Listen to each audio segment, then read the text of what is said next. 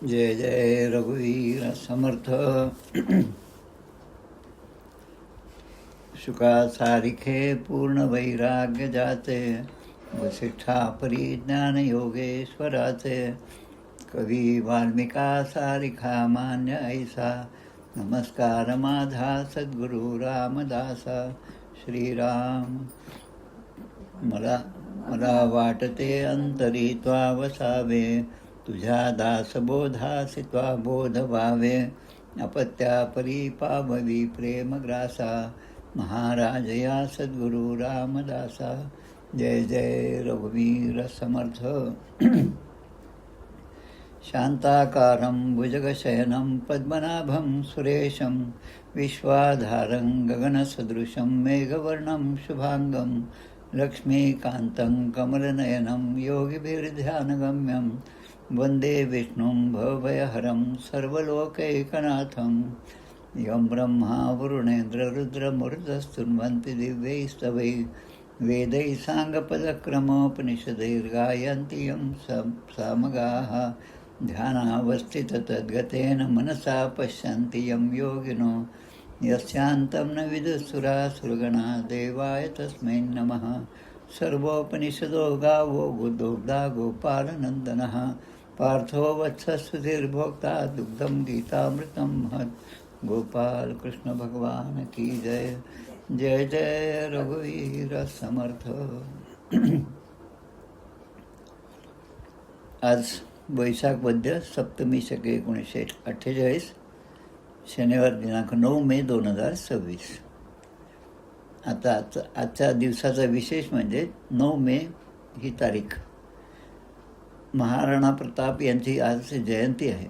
सिसोदिया राजवंशामध्ये मेवाडमध्ये त्यांचा जन्म झाला. तो 9 मे सन 1540.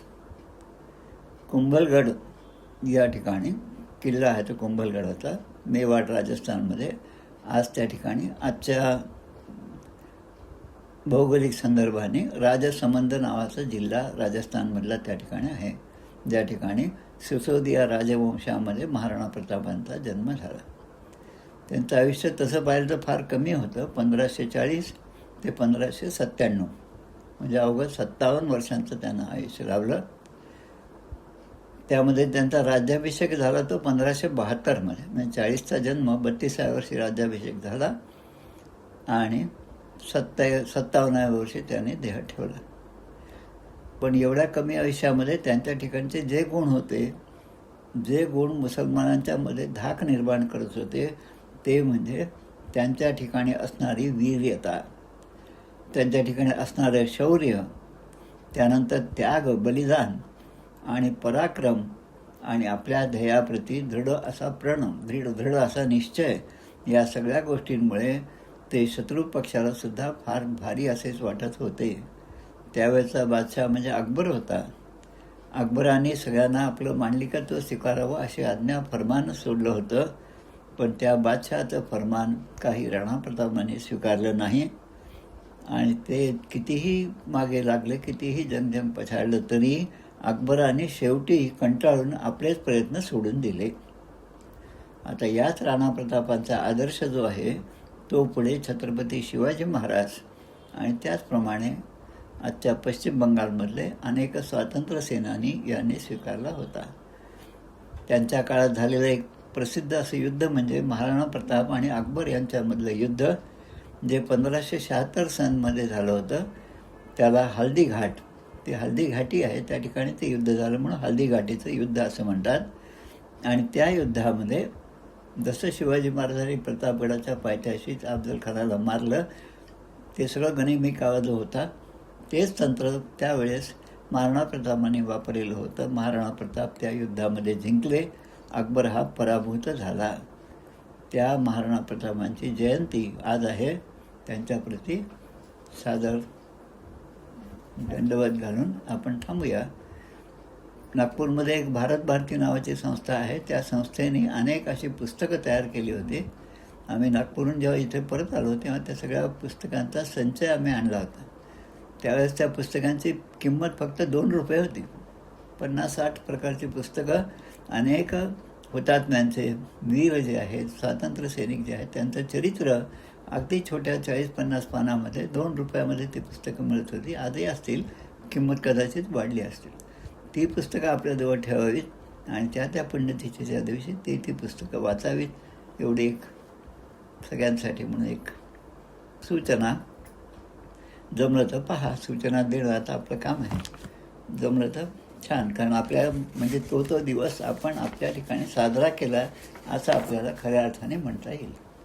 आता आपण आपल्या या उपनिषदाकडे बोलूया. काल आपण प्रश्नोपनिषद जो आहे त्याचा शांतिपाठ आपण पाहिला. शांतिपाठामधले जे शब्द आहेत त्याचाच अर्थ किंवा त्याचाच उच्चार आजच्या भागामध्ये सुद्धा होणार आहे. हा जो शांतिपाठ आहे त्यामध्ये ओम भद्रम कर्णेभिः शृणुयाम देवा भद्रम पश्येमाक्षभिर्यजत्राः स्थिरैरङ्गैः सुष्ठुवंस स्तनुभिर्व्यसेम देवहितं यदायुः स्वस्ति न इंद्रो वृद्धश्रवाः स्वस्ति न पूषा विश्ववेदाः स्वस्ति नस्तारक्षो अरिष्ठनेमिः स्वस्ति नो बृहस्पतिर्दधातु. आमचं क्षेम आणि कल्याण व्हावं म्हणून प्रार्थना. इंद्र, पूषा जे आपल्या सगळ्यांचं भरणपोषण करणारी देवता आहे, तसंच अरिष्ठनेमिही म्हणजे आपले काय गरुड आणि बृहस्पती देवतांचे सुद्धा गुरु असणारे यांना प्रार्थना केली. आणि पहिल्या श्लोकामध्ये स्थिरैरङ्गैः सुष्ठुवंस स्तनुभिर्व्यसेम देवहितं यदायुः. भगवंता, आमच्या अंगातले प्रत्येक अवयव जे आहेत ते स्थिर राहावं. स्थिर राहणं याचा अर्थ असा की जो काही मार्ग आपण त्या मार्गाने जाण्याचा निश्चय केला आहे त्यापासून आम्ही कधीही ढळू नये. आणि त्यासाठी आमच्या अंगातलं अंग प्रत्यंग त्यामधलं प्रत्येक अवयव जे आहे ते तुष्टुवंसू म्हणजे ते सुष्ट हो, ते बलदान हो, ते बलाने संपन्न हो अशी प्रार्थना केली. आणि या सगळ्याचा उद्देश काय आहे की दुसऱ्याशी मारामारी करण्यासाठी नाही, पण देवहितं यदायुः. आमचं जे आयुष्य आहे ते आयुष्य देवांचं हित. आता देवांचं हित म्हणजे काय? सत्वगुणाची जोपासना, तेच देवाचं हित. तमोगुण असेल तर तमोगुणावर विजय मिळवणं ते देवांचं हित आहे. त्यानंतर या सृष्टीचा जे ऱ्हास चालू आहे, जमिनीचा असेल, झाडाचा असेल, वनाचा असेल, त्या सगळ्यांचा ऱ्हास जो आहे तो थांबणं हे सगळं देवहित आहे. सत्वगुणाचा जो समास आहे त्यामुळे सत्वगुण म्हणजे काय हे समर्थाने खूप चांगल्या प्रकारे सांगितलेलं आहे. आणि त्या प्रकारे आमच्यावर तुमची कृपा हो आणि आमचे सगळे अवयव असे धष्टपुष्ट राहो असं या शांतिपाठामध्ये म्हटलेलं आहे. आता काल आपण जो भाग आपण शेवटचा पाहिला त्यामध्ये 3रा मंत्र होता, अथ कबंधी कात्यायन उपेत्य पपृच्छ भगवन् कुतोः वा इमाः प्रजाः प्रजायन्त इति. असा आता पहिला प्रश्न. ते जे 6 ऋषी होते, आपण विद्यार्थी म्हणायचं नाही, शिष्य पण म्हणायचं नाही, कारण प्रत्येकाची योग्यता खूप होती. सगळ्या वेदांचं अध्ययन त्यांनी केलेलं होतं, ब्रह्मचर्य व्रत होतं आणि ते अगदी काय म्हणतो आपण त्याला संयमित असा आहार आणि फक्त परमेश्वराच्या प्राप्तीसाठी, परमेश्वराच्या भेटीसाठी सगळं जीवन ज्यांनी वाहिलं असे ते 6 ऋषी होते. ते ऋषीच होते. आणि आता काही विशेष गोष्टींचं ज्ञान मिळावं म्हणून ते या ठिकाणी आपल्या पिप्पलाद ऋषींच्याकडे आलेले आहेत. आता ऋषींनी त्यांचं स्वागत केलं आणि त्यांना सांगितलं की तुम्ही आमच्याजवळ 1 वर्षभर राहा. आणि ते राहत असताना ब्रह्मचर्येण तपसा, किती दिवस तर संवत्सरम, 1 वर्षभर राहा. आणि ते राहिल्यानंतर जे एक जीवन आश्रमामध्ये जसं माणूस व्यतीत करतो त्याप्रमाणे संयमित आहार, सद्गुरूंनी सांगितलेल्या प्रत्येक गोष्टींवर विश्वास ठेवून त्याप्रमाणे आचरण करणं, असं जेव्हा तुम्ही राहाल तेव्हा 1 वर्षानंतर तुमच्या मनामध्ये जे जे प्रश्न असतील त्याचे उत्तर मी देईन असं गुरूंनी सांगितलं. आणि पुन्हा ते असं सांगतात, जर मला त्या गोष्टी माहीत असतील तर, म्हणजे सद्गुरूंचा मोठेपणा आणि नम्रता, जर मला हे सगळं माहीत असेल तर. आणि या 6ही शिष्यांच्या ठिकाणची नम्रता अशी की आता आपल्याला ज्ञान मिळण्यासाठी या पिप्पलाद ऋषींकडे जायचं आहे, तिथे आपण 1 वर्ष राहणार आहोत. आता ते आपल्याला 1 वर्षानंतर आपल्या प्रश्नांची उत्तर देणार आहेत. आणि ते पहिल्याच दिवशी असं म्हणतात की मला जर उत्तरे येत असतील तर आपण असतं तर आपल्या मनामध्ये शंका आली असती, यांच्याजवळ राहून 1 वर्ष सगळी सेवा करायची आणि शेवटी आपण जे विचारू ते जे नाही आलं नाही तर आपलं 1 वर्ष सगळं वाया जाईल असं आपल्या सर्वसाधारण माणसाच्या मनात येतं. पण त्यांच्या ठिकाणी दृढ विश्वास होता. ज्यांचं आपण शिष्यत्व स्वीकारलं आहे ते सद्गुरू, ते पिपलाद ऋषी जे आहेत ते सर्वार्थाने संपन्न आहेत, त्यांना येणार नाही अशी एकही गोष्ट नाही. म्हणून आपण त्यांची निवड केलेली आहे आणि आपली निवड कधीही वाईट राहणार नाही, कारण भगवंताचा अधिष्ठान असलेला आपण तप आचरण करीत आहोत. अथ कबंदी कात्यायन उपेत्य पपृच्छ म्हणजे त्याने आता प्रश्न विचारला. या 6 जणांपैकी आता 1 वर्ष झालेलं आहे, तेव्हा सद्गुरू त्यांना बोलवतात आणि सांगतात की तुम्हाला जे प्रश्न विचारायचे ते तुम्ही मला विचारा. अथ म्हणजे आता मंगलवाचक असा शब्द अथ. आणि केव्हाही आपण अथ आणि इति आपण म्हणतो, त्याने अथपासून इतिपर्यंत सगळी कथा आम्हाला सांगितली. काय काय घडलं, काय नाही, लग्न कसं ठरलं, लग्न कसं झालं, हे सगळं अथपासून इतिपर्यंत आम्हाला सांगितलं. असं आपण अथ आणि इति या दोन्हीचा प्रयोग आपल्या सर्वसाधारण भाषेमध्ये सुद्धा करतो. या ठिकाणी अथ म्हणजे यानंतर, म्हणजे त्या 1 वर्षाच्या नंतर सद्गुरूंनी बोलवल्यानंतर त्या ठिकाणी कात्यायन हा कबंदी कत्य ऋषी जे आहेत त्यांचा प्रपौत्र म्हणजे त्याचा पंटू कबंदी हे जे ऋषी आहेत कबंदी ऋषी, आता त्यांनी आपल्या गुरूंच्या जवळ आता प्रश्न विचारायचा. प्रश्न ज्यांच्याकडून विचारायचं परिप्रश्नेन सेवया उपदेक्षन्ते ते ज्ञानम ज्ञानिना तत्वदर्शिन. त्यांच्याजवळ जाऊन आदरपूर्वक दोन्ही हात जोडून नम्र भावाने आपलं मस्तक झुकवून प्रश्न विचारायचे. नाही तो प्रश्न विचारणारे असे प्रश्न विचारतात की ते आपण लोकसभेत राज्यसभेत पाहतो प्रश्न विचारणारे.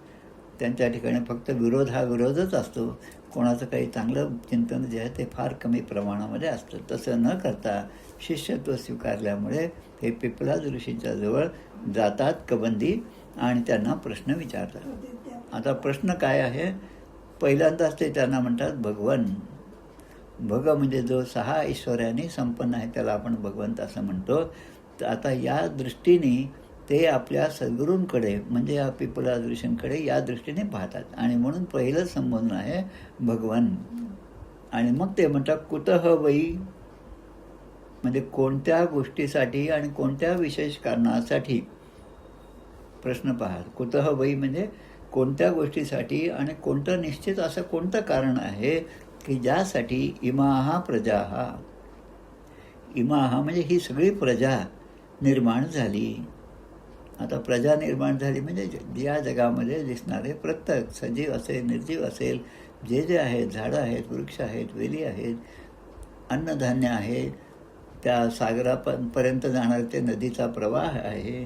आणि हे सगळं कसं सुनियोजित म्हणजे एखाद्या यंत्रणेने राबवावं इतक्या सुंदर रीतीने इतक्या वर्षापासून, हजारो लाखो वर्षापासून ही जी सगळी सृष्टी सुरू आहे तिचं नियमन कोण करतं असा प्रश्न होता. त्याचप्रमाणे या जगामध्ये अनेक प्रकारचे प्राणी जीव दिसतात. जलजा नवलक्षाश्च दशलक्षाश्च पक्षिणः आपल्या ग्रंथाला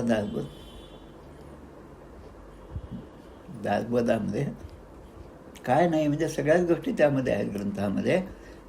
फक्त आपण त्या दृष्टीने त्याचं वाचन केलं पाहिजे हे फार महत्त्वाचं आहे. आणि मग असा प्रश्न विचारला की प्रजायन्ते. आता या ठिकाणी ही सगळी प्रजा जी निर्माण केली ती कोणी निर्माण केली. ज्या प्रजेमध्ये एक माणूस दुसऱ्यासारखा नाही, अगदी दोघे जुळे जरी असतील तरी पण कोणाचं तरी 2-4 मिनटं मागे पुढे जन्म झालेला आहे. आता असं असेल तरी लहानपणी जरी ते सारखे दिसत असले तरी मोठेपणी त्यांच्यामध्ये गुण जे आहेत ते वेगवेगळ्या स्वभावाचे होतात. मुलं हे जे आहे हा जो भिन्नता आहे ही भिन्नता कोण निर्माण करतं. आणि एवढं असून सुद्धा त्यांच्या अंतर्यामी असणारं भगवंताचं तत्त्व म्हणजे आत्मतत्व हे मात्र सगळ्यांच्या ठिकाणी एकच आहे. मग आपल्याला समर्थ म्हणतात की एकाने जेवण केलं तर दुसऱ्याचं पोट भरतं का. आत्मतत्व एकच आहे, अजिबात भरत नाही. कारण पोट भरणं हे सगळे इंद्रियांचं काम आहे, ते शरीराचं काम आहे, ते स्थूलाचं काम आहे. पण सूक्ष्म दृष्टीने पाहिलं तर आत्मतत्व सगळीकडे एकच आहे. त्याचा जे प्रगटीकरण आहे ते वेगवेगळ्या प्रकारचं होत असतं. आणि मग हा जो प्रश्न आहे की जो या कबंदी यांनी विचारलेला हा प्रश्न, त्याला आता आपले पिपलाद ऋषी जे आहेत ते प्रत्यक्ष भगवंत आहेत असा मानून या ठिकाणी कबंदीने म्हणजे कत्या ऋषींचे नातू पंतू असणारे त्याने प्रश्न विचारला आणि त्याचं उत्तर आता आपल्याला ऋषी देत आहेत, पिपलाद ऋषी देत आहेत. आता पिपलाद ऋषी काय म्हणतात पहा. तस्मै स होवाच प्रजा कामो वै, तस्मै स होवाच प्रजा कामो वै प्रजापती स तपो अतप्यत स तपस्तत्वा स मिथुनम उत्पादते रयींच प्राणींच येतो मे बहुधा प्रजा करिष्यति इति. आता ऋषींनी त्याचं उत्तर द्यायला सुरुवात केली. तस्मै ह उवाच, आपल्या शिष्याने कबंदीने विचारलेल्या प्रश्नासाठी आता सहा म्हणजे सहा तवते संस्कृतमध्ये, सहा म्हणजे तो, त्यांनी म्हणजे गुरूंनी पिपलाद ऋषींनी आता ते म्हणायला लागले. ते म्हणाले वै प्रजा कामहा. आता ही जी इच्छा कोणाला निर्माण झाली, ही प्रजा जी आहे ती उत्पन्न करण्याची इच्छा निश्चितच कोणाला तरी झाली असेल, त्याशिवाय एवढी सगळी प्रजा निर्माण होणार नाही. प्रजा निर्माण झाली पण त्याच्यामध्ये सुसूत्रता असावी, काहीतरी नियम असावे, ते सुद्धा कोण नियम ठरवले, असे सगळे प्रश्न त्या ठिकाणी होते. स वै प्रजा कामहा. आणि ती इच्छा कोणाला झाली तर ते सांगतात ते प्रजापती जे आहेत त्यांच्याच ठिकाणी हे असं मनामध्ये एक संकल्प उठला. स तपः अप्यत. आता त्याने काय केलं की त्याने तप केलं. आपण सगळ्या श्रीमद भागवताचं सगळं आपण अभ्यास केलेला आहे, ऐकलेलं आहे. त्या ठिकाणी सुद्धा ब्रह्मदेवाने तप केलं. जेव्हा भगवंताच्या नाभी कमळामधून ते कमळ बाहेर आलं आणि त्या कमळामध्ये ब्रह्मदेवाचा उदय झाला. ब्रह्मदेव सगळीकडे पाहू लागले की या सगळ्या ठिकाणी सगळीकडे पाणी पाणी असताना मी इथे कसा आलो आणि माझा निर्माण करता कोण आहे. म्हणून त्यांनी सगळ्या दिशांना पाहिलं आणि म्हणून ब्रह्मा हा चतुर्मुख असणारे ब्रह्मदेव आहेत. आता त्यांना आज्ञा झाली म्हणजे भगवंतच सगळ्याकडून प्रेरणा देऊन सगळं कामं करून घेतात. त्यांना आज्ञा झाली की आता तू प्रजा निर्माण कर. आता ही प्रजा निर्माण केली पण ती कुठे ठेवायची. मग पृथ्वीचा उदय झाला, पृथ्वी जन्माला आली. असं करत करत हे सगळं विश्व निर्माण झालं. आता या ठिकाणी सांगतात सहा तपहा अपेयत. मग त्याने तप केलं आणि सह तपहा तप्त्वा म्हणजे त्या तपाने तप्त्वा म्हणजे जसं आपण तवा चुलीवर ठेवला, शेगडीवर ठेवला तर तो काही वेळानंतर तो तप्त होतो, गरम होतो. झाला की नाही हे पाहण्यासाठी आपण हात लावून पाहत नाही, कारण हात लावलं की पोळतो हे आपलं पूर्वज्ञान आहे. मग थोडंसं पाणी टाकलं की लक्षात येतं. म्हणजे आपण आत्तापर्यंत जे शिकलो त्याचा प्रत्यय घेऊन ते लक्षात घेऊन आपण सगळं जसं वागत असतो तर हे सगळं नियमन कोण करतं. आता मग त्यांनी त्या ठिकाणी सांगितलं की भगवंताच्या मनामध्ये संकल्प आला. छांदोग्य उपनिषद आहे आणि तैत्तरीय उपनिषद आहे, या दोघांमध्ये या गोष्टी दिलेल्या आहेत. तो मंत्र असा एकोहम बहुश्याम प्रजा येय. आता याचा उपयोग सगळ्याच ठिकाणी सगळ्याच प्रवचनकारांच्याकडे होतो, कीर्तनामध्ये होतो. एकोहम बहुश्याम प्रजा येय.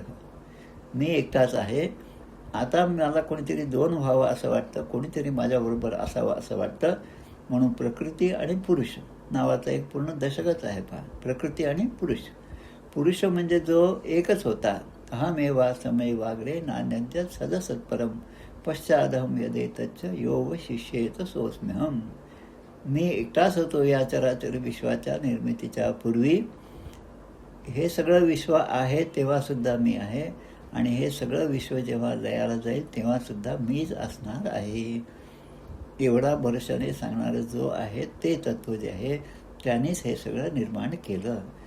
आता त्यांच्या ठिकाणी संकल्प झाला आणि संकल्पाने ते सगळं निर्माण झालं. आमच्या तिरुपती बालाजीच्या पोथीमध्ये बालाजीचं लग्न वैशाख शुद्ध दशमीला होतं.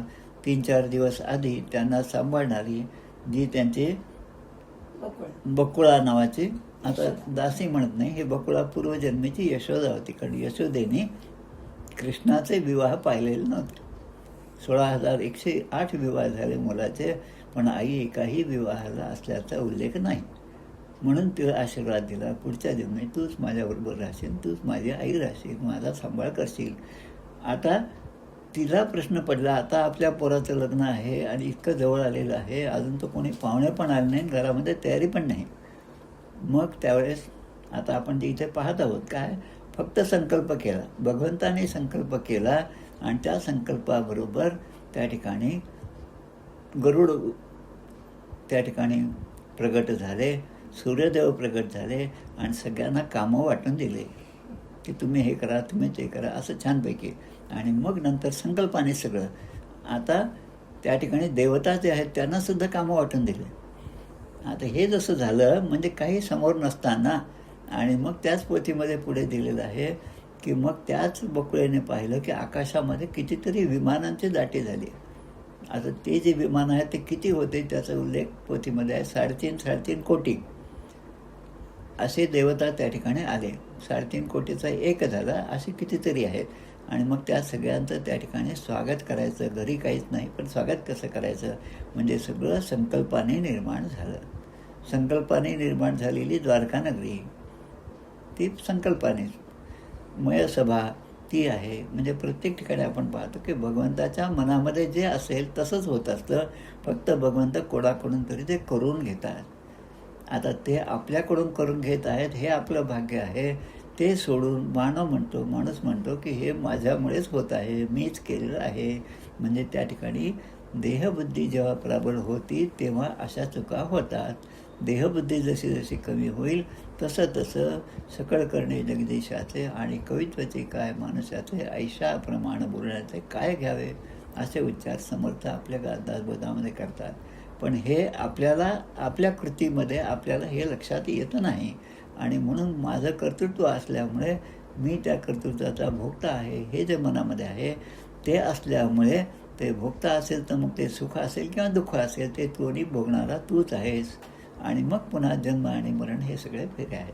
आता या ठिकाणी म्हणतात त्या ब्रह्मानी, त्या परब्रह्मानी 2 गोष्टी निर्माण केल्या. कोणत्या?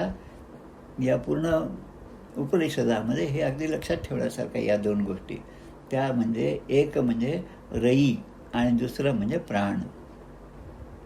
रई आणि प्राण.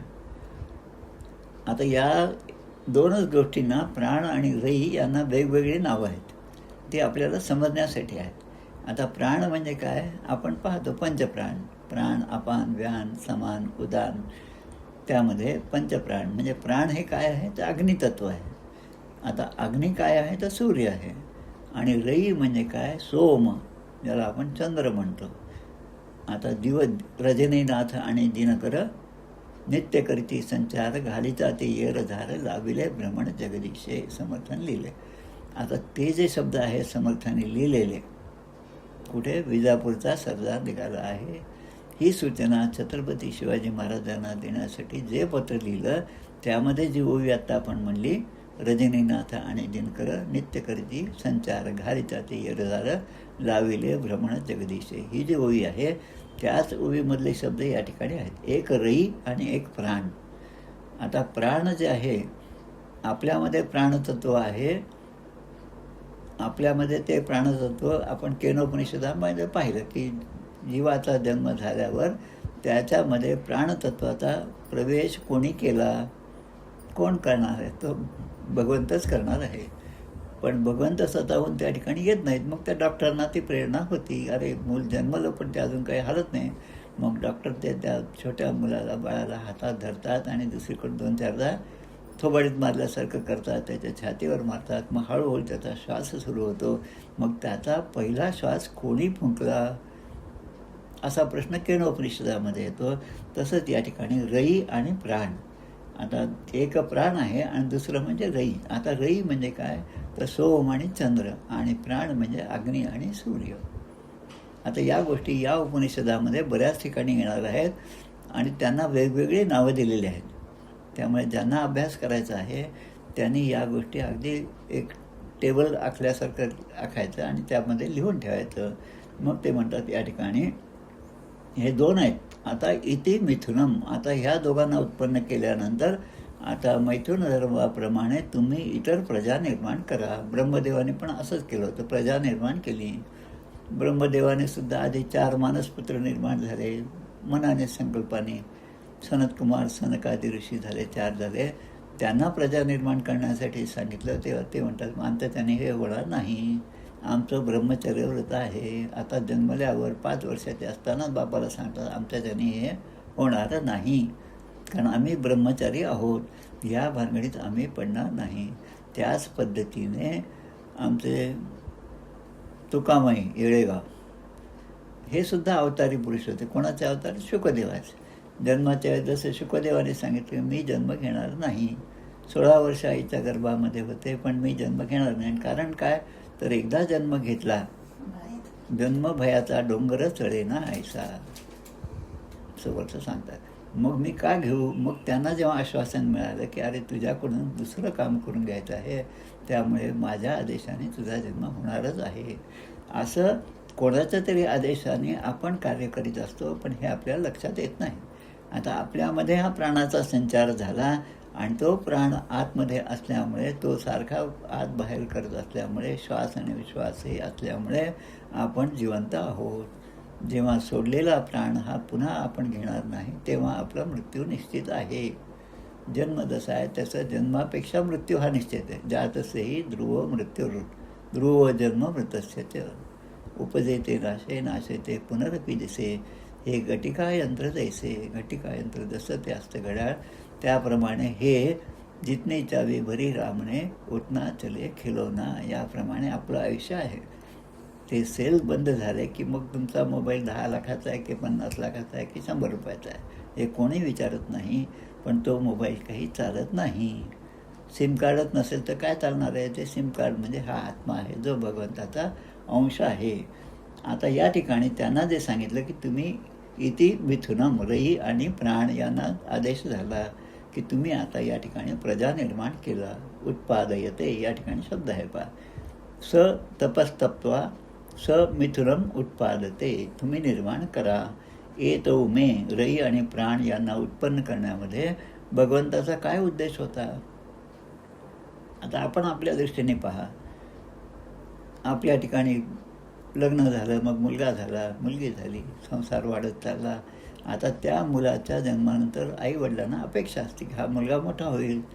आता आपलं भरणपोषण त्याचं आपण जसं लहानपणी करतो तसा तो मोठेपणी आपलं करेल. ही जी साधारण अपेक्षा आहे, ती अपेक्षा ठेवून बाप मुलाचं संगोपन करतात.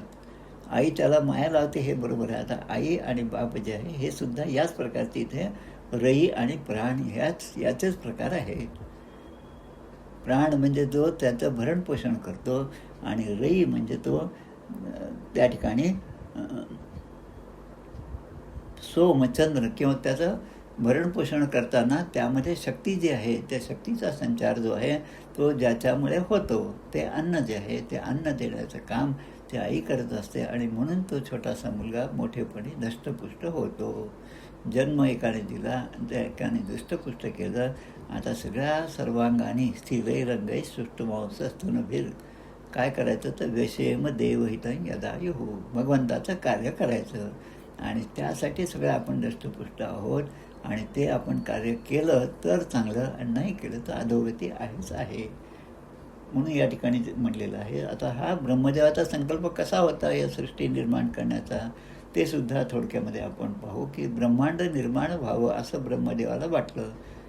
आणि म्हणून यस्य स्मरण मात्रेण जन्मसंसार बंधनात विमुच्यते नमस्तस्मै विष्णवे प्रभ विष्णवे. आपल्या विष्णू सहस्रनामामध्ये पहिल्याच मंत्रामध्ये नमस्त भूतानां आदिभूताय भूभ्रते अनेक रूपाय विष्णवे प्रभ विष्णवे.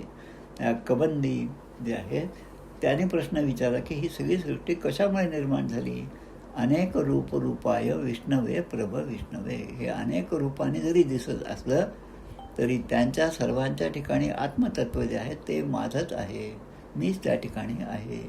अहमेव वासमेव अग्रे सर्वस्य चाहं हृदय सन्निविष्टो मतस्मृती ज्ञानम अपोहनंच. अशा प्रकारे या प्रश्नाचं उत्तर तर त्यांनी दिलं. कोण? प्राण आणि रई.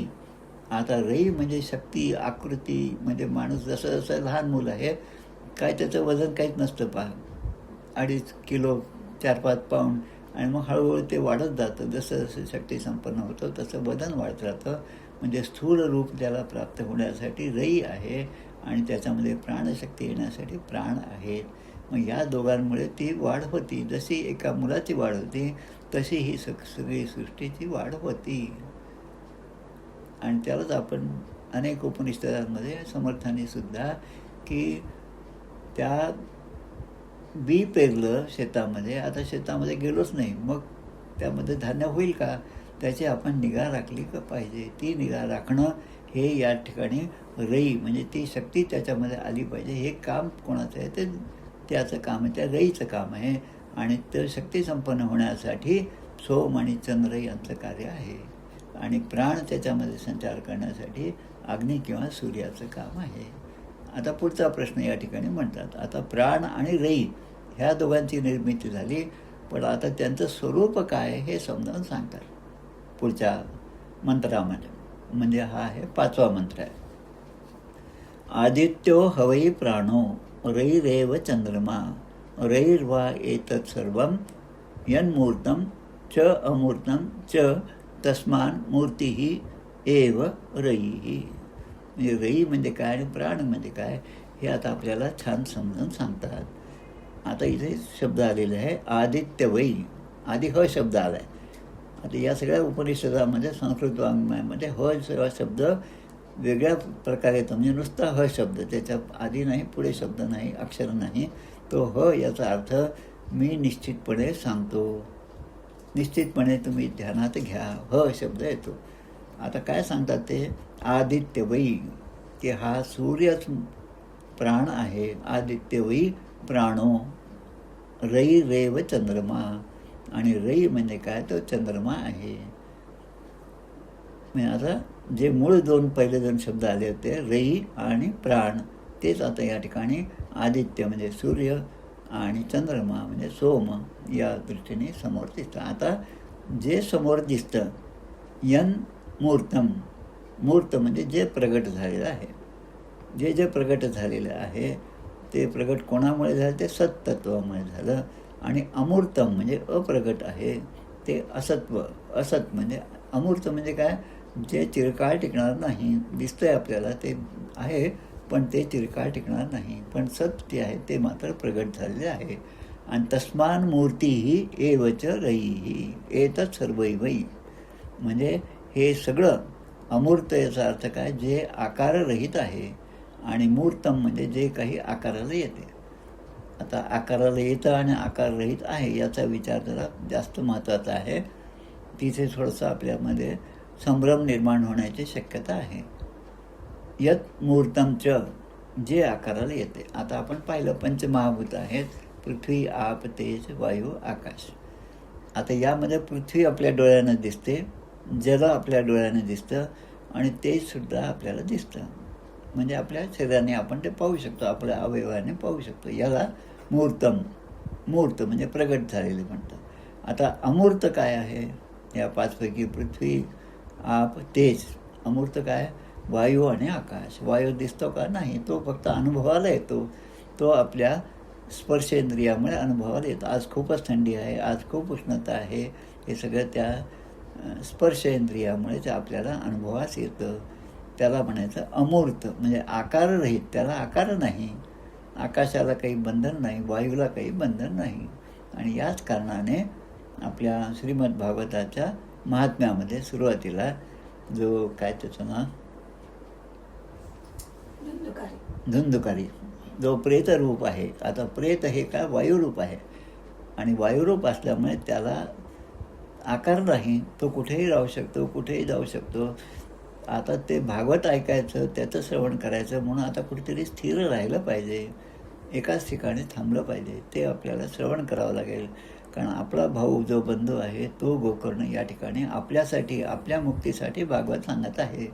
या दृढ विश्वासाने ते श्रीमद भागवताचं श्रवण घडावं म्हणून, एका ठिकाणी स्थिर राहावं म्हणून त्या बांबूच्या त्या गाठीमध्ये जो मोठा बांबू होता, त्या सप्तग्रंथी त्या 7 गाठी असणाऱ्या ठिकाणी तो त्यामध्ये प्रवेश केला आणि त्याने पूर्ण ते ऐकलं. तिथून तो मुक्त झाला. आता इथे जे आहे मूर्तम म्हणजे पृथ्वी जल आणि तेज, अमूर्त म्हणजे आकाश आणि वायू. आणि मग पुढे म्हणतात एतत् सर्वम वै, आणि ते सर्व काही म्हणजे जे जे आपल्याला दिसतं ते सर्व काही रईच आहे. तस्मात, आणि त्यामुळे मूर्तीही एव, म्हणजे जे जे पाहण्यात येतं, जे जे जाणण्यात येतं, आपण ज्या ज्या वस्तूचं ज्ञान प्राप्त करतो त्या त्या सगळ्या वस्तू ह्या रईच आहेत. आता डोळ्याला दिसणारं सगळं जग आहे, म्हणजे त्यामध्ये काय आहे, दोन्ही गोष्टी आहेत, प्राण आहे आणि रई आहे, यांचा संयोग आहे. आता त्यांना वेगळं करून दाखवा म्हटलं ते दाखवता येतं नाही. आत्मा आहे, किती जरी तुम्ही स्कॅनिंग केलं मेडिकली, एक्सरे काढा, काही पण काढा, पण त्यामध्ये आत्मतत्व कुठे आहे? प्राण अपान व्यान समान हे जे आहेत पंच प्राण जे आहे ते पंचप्राणाचं स्थान आपल्याला सांगितलं. पण डॉक्टरांना विचारते तुम्हाला दिसले का ते कुठे असतात, मन कुठे आहे?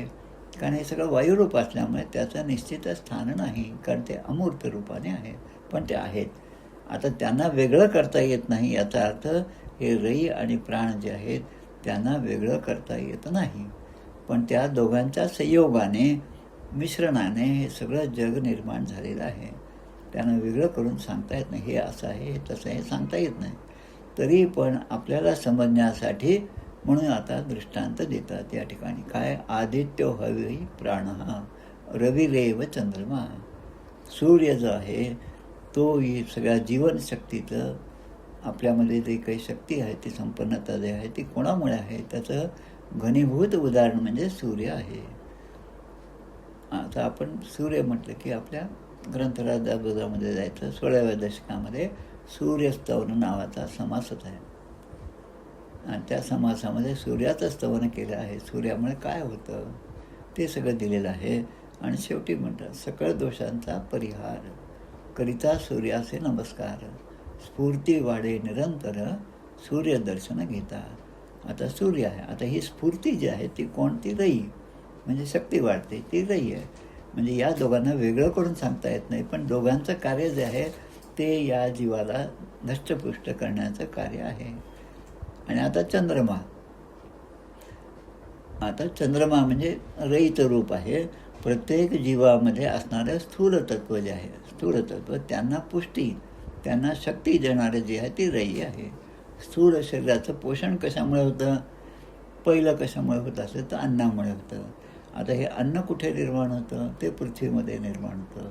पृथ्वी पाणी यांची भेट झाल्याशिवाय अन्न निर्माण होत नाही. आता त्या ठिकाणी कोणतं तरी बीज असतं, ते बीज आहे, त्या बीनी स्वतःचं आयुष्य सगळं खर्ची केलं, ते बी नष्ट झालं, तेव्हा कुठे अंकुर फुटला.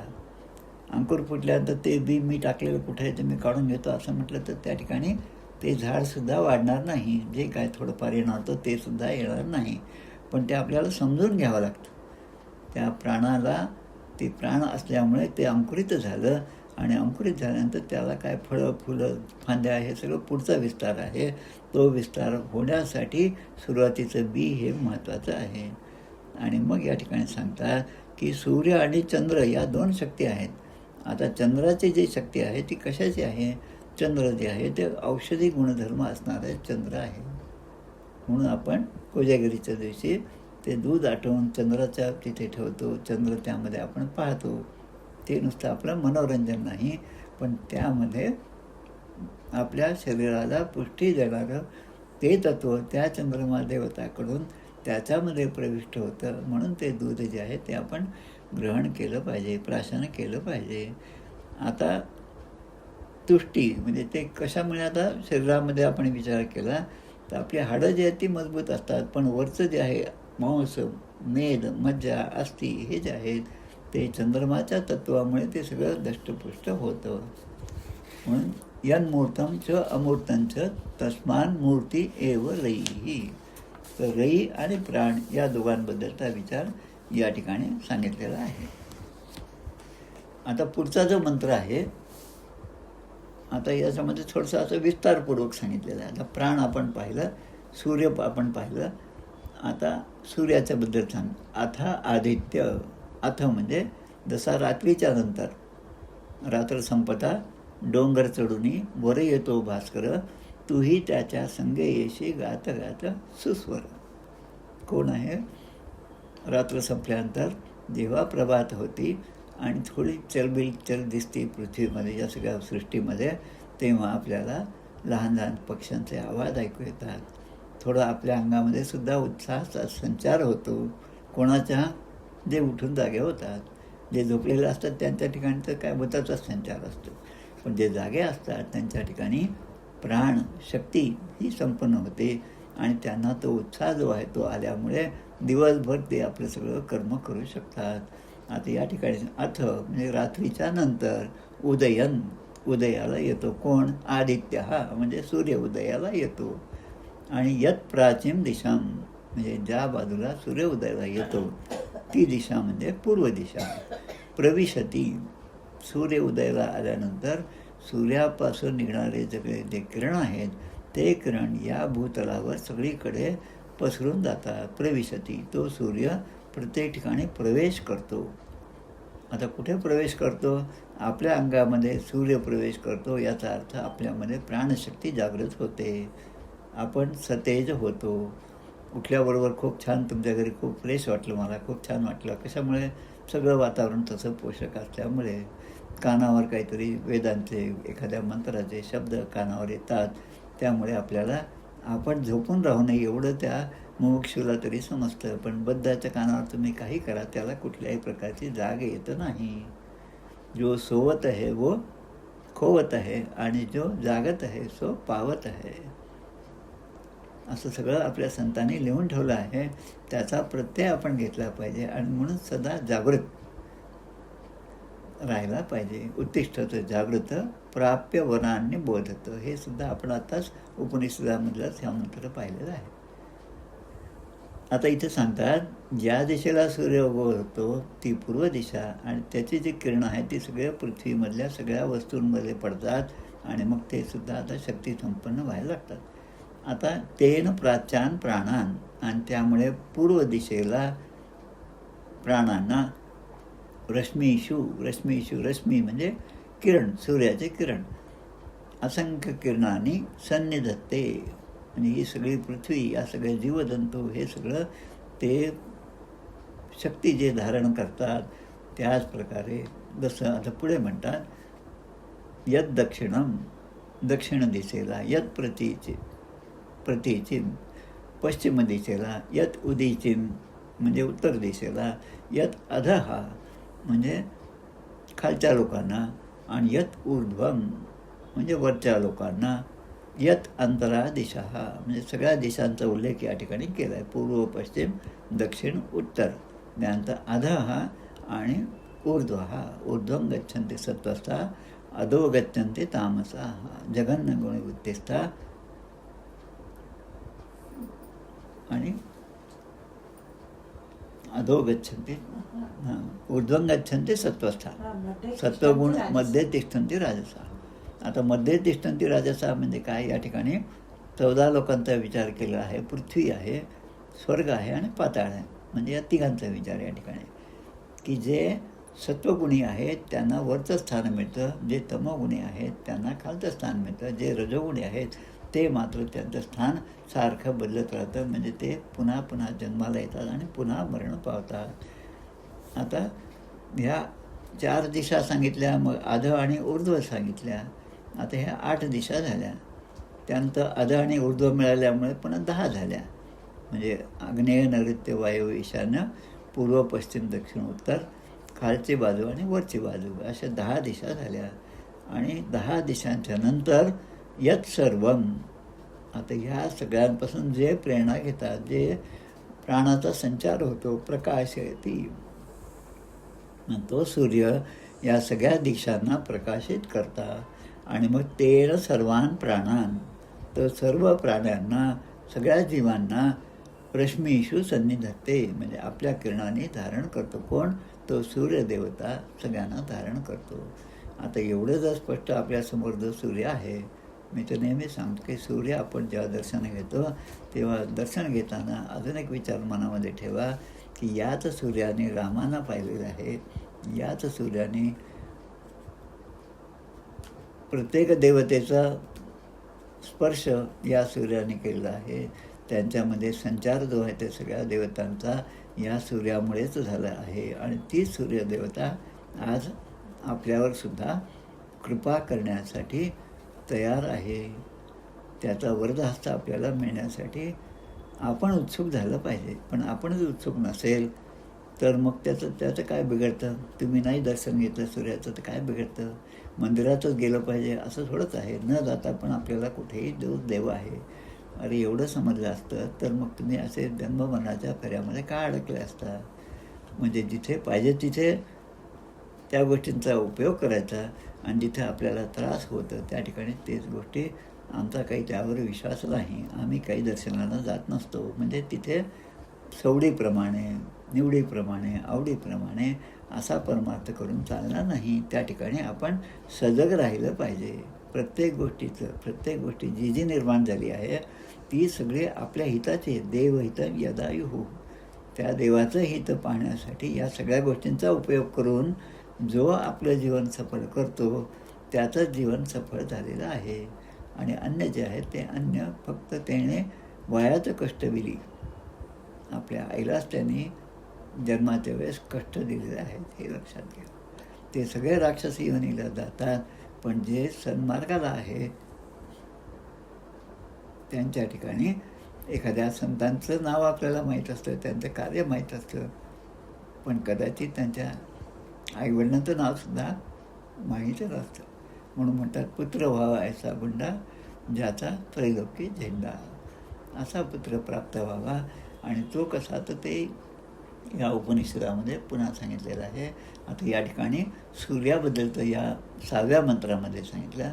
पुढे 7वा मंत्र जो आहे तो आपण पुढच्या वेळेस पाहणार आहोत. तसा हा प्रत्येकच उपनिषद जे आहे ते खूप महत्त्वाचं आहे आणि त्यापासून खूप चांगल्या गोष्टी घेण्यासारख्या आहेत. त्यांचा अभ्यास तो सुद्धा तेवढाच महत्त्वाचा आहे. या ठिकाणी आपण थांबूया. गोपाल कृष्ण भगवान की जय. जय जय रघुवीर समर्थ. श्रीराम जय राम जय जय राम. जय श्रीराम. जय श्रीराम जय श्रीराम. श्रीराम समर्थ. नमस्कार. स्वामी नमस्कार. नमस्कार. श्रीराम जय राम. जय श्रीराम. जय श्रीराम.